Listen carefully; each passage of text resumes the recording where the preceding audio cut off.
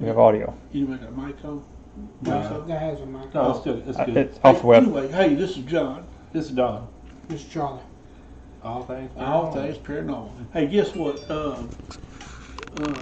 Man, we've had something happen. Actually, a person's had something happen.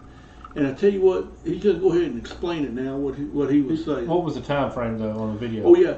Whenever y'all get time, go back to 11 o'clock and start watching. It was around 11:03, 11:11. No, 11 and like 11 seconds or so. 11 and 11 seconds.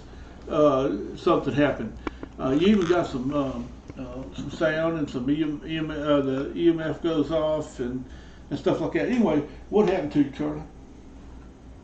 Well, I was halfway through my question. I can't remember what I was asking. He's still a little bit shook up. He was asking something like, "Can you give us a sign that you're here?" or something like that. No, it was, I don't know. But I felt a hand, but it's not like my dad put his hand on my shoulder, and it was, the grip was wider than what I could put my hand. Like it was a big man, like with a big old grip, and it touched me on my shoulder, and that's when I went over and grabbed it, and I physically felt it with my right hand, and then So you felt? I felt something. It felt like I touched it, and then when I touched it, it felt like it disappeared, like not pulled out, just like gone, and then I touched my shoulder. So you actually felt, whenever you put your hand on your shoulder, before you got to your shoulder, you actually grabbed hold to whatever it was. Yeah. And then it disappeared and your hand went to your shoulder. Yes. And what you said is that my hand, which across your shoulder, was not big enough. It felt like the between the fingers were wider. Like it was more spread apart. More spread apart than this. So it had to be like a huge head. Man. And one of the things too, and it's a little different from our view on the control console, but the sound was perfectly synced up with the touch.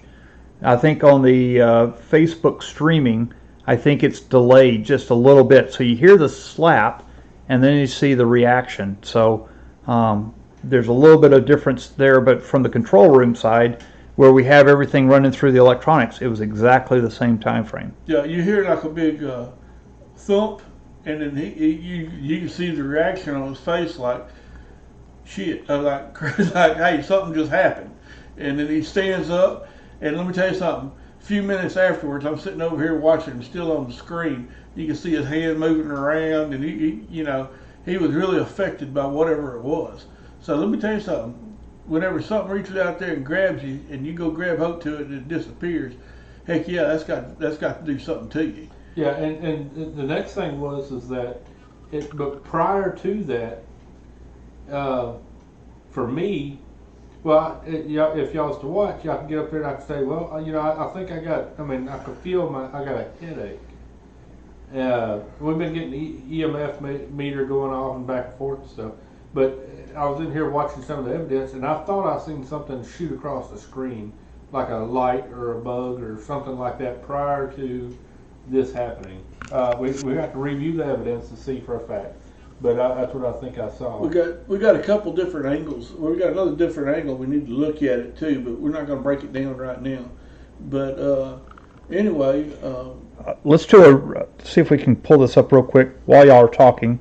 I'm going to try to pull it up on the computer so we can see it. Yeah. And we'll cue up to that moment. Yeah. Yeah, because this was, it's pretty intense for him. And I don't know if it was just the nerves for me or what, but I could actually physically feel like the bed was vibrating. I don't know if it's because of me whenever I moved like he did. I'm not sure, but to me it didn't feel, it felt different. All right.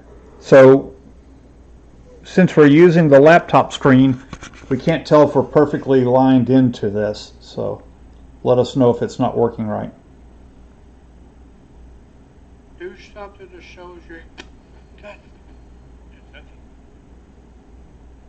Y'all hear that slap right before? Yeah, it did And like then he a, went, he slapped, he went, "Yeah," and then he, you know. and then this is the EVP. Something just grabbed. Oh, not EVP. The EVP. That, let me see, where's it at?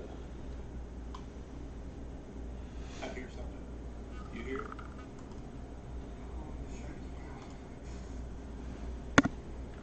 So he's trying to pull up the EVP that he has of that whole event going on. Let's move this bed.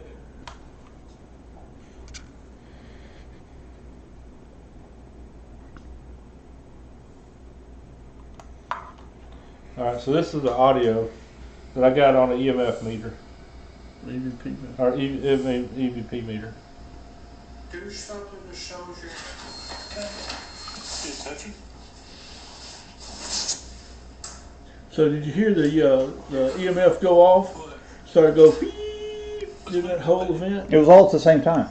all at the same All at the same time. time. So I don't know if it's from Charlie jumping up. These are concrete floors, so it's a good chance that it could have a little vibration and affected it, or whatever it was. But you know, right before all that, remember they've been having some temperature fluctuations also.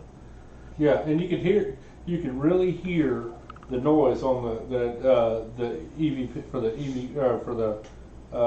digital recorder. It was loud. I mean, you hear that, and I instantly reacted like, hey, something happened, because it's not like he's just going to jump up for no reason. Yeah, Charlie, a big old boy, he's not gonna jump for nothing. But something grabbed hook to him.